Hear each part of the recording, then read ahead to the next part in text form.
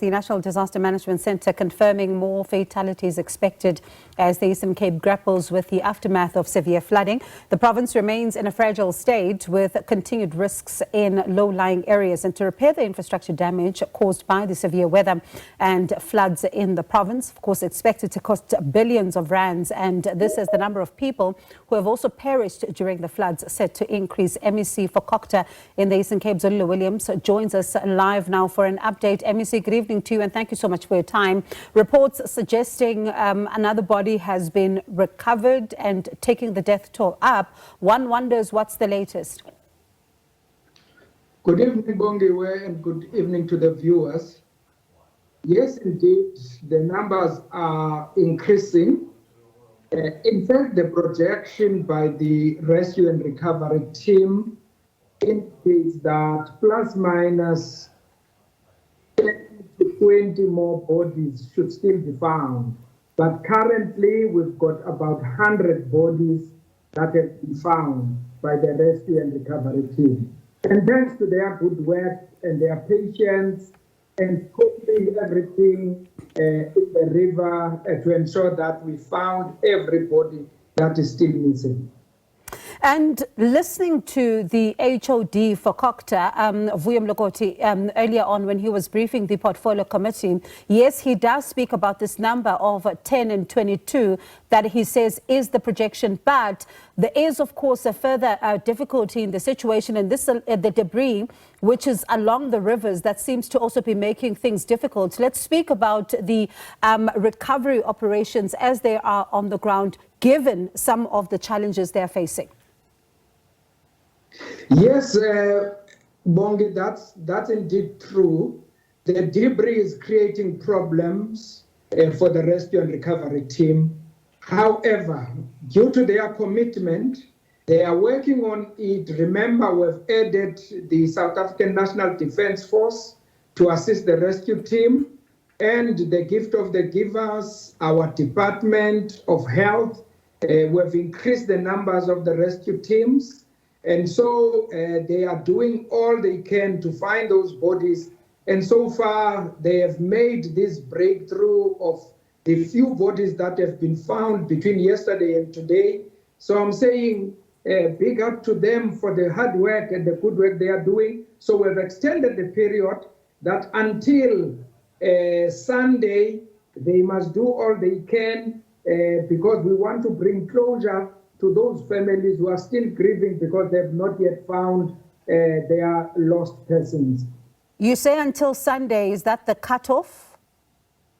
Not necessarily. We are just projecting that probably these 20 outstanding bodies may have been found on Sunday, but it's not going to be necessarily a cutoff. We would want not to get any family that comes to us to say we have not yet found our person. So we are with them. We are doing all we can to try and find those bodies that are still missing.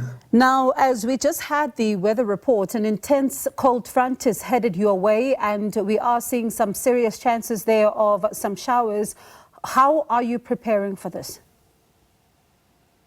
Well, our disaster teams, we've got that indication.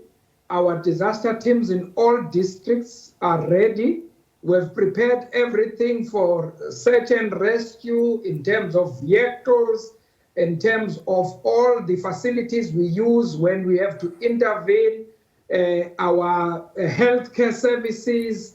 We're looking at everything that may be affected, even infrastructurally. We're informing municipalities to ensure that electricity is well properly cared for, and that there are no risks of electricity being exposed to unnecessary damages. So there must be health and safety precautions that are being implemented to ensure that electricity is protected. But you will never know, Bongi, because the flash floods are such extreme because of climate change, and we are witnessing bodies of water that we have never seen in our lives. So it's a matter that we can be prepared, but until it happens, you may never know what you're going to confront. Listening to what you're saying, you're speaking about interventions, but one wonders when it comes to preemptive efforts, moving people out of low-lying areas, making sure that those who are in vulnerable structures are moved out to be housed somewhere. I'm not hearing that in your plans. Definitely, Bongi. The experience of the past 2 weeks was quite sad, such that all those municipalities that are affected by communities that have forcefully and illegally occupied land, we've indicated to them they must remove those communities because of this warning from the National Weather Service. So we're working together, and we're not expecting that people will be caught by surprise because we've done all we can. Community radio stations are being informed. What committees, all our teams on the ground, community development workers, councillors, we're informing everyone, churches, so that everyone is aware about these warning levels that have been issued. Briefly then, before I let you go, what happens if people refuse to move? Well, I think in those cases we may have, once we have consulted, we may have to include the police to try and intervene in such cases, because those people will just be inviting death on themselves. So we can't allow that situation to happen, Bongi.